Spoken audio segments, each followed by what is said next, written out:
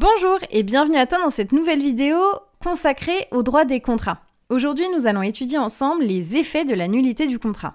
Pour ce faire, nous verrons dans un premier temps l'anéantissement rétroactif du contrat, puis la nullité partielle ou totale, le régime des restitutions, puis nous terminerons cette vidéo par un cours QCM issu du manuel 1000 QCM en droit des obligations. Tu es prêt ?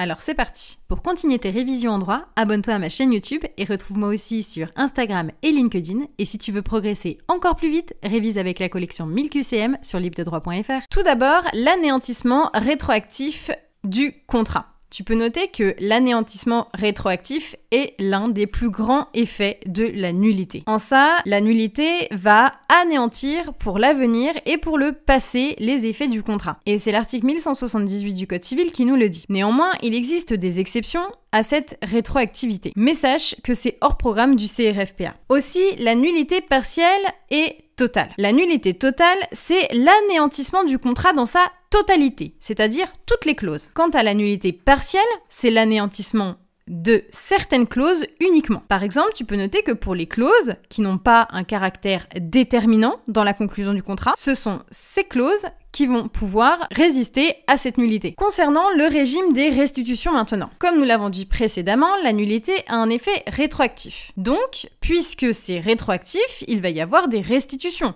puisqu'elle est censée remettre les parties dans la même situation dans laquelle elles étaient avant de conclure le contrat. Tu peux noter que la restitution peut se faire en nature. Elle peut se faire en valeur quand la restitution en nature est impossible. La restitution comprend les fruits, mais également la jouissance. Enfin, tu peux noter que les différentes dépenses qui ont été engagées par celui qui doit restituer peuvent s'imputer sur le montant de la restitution. À présent, je te propose de tester tes connaissances à travers un cours QCM issu du manuel 1000 QCM en droit des obligations. À bientôt!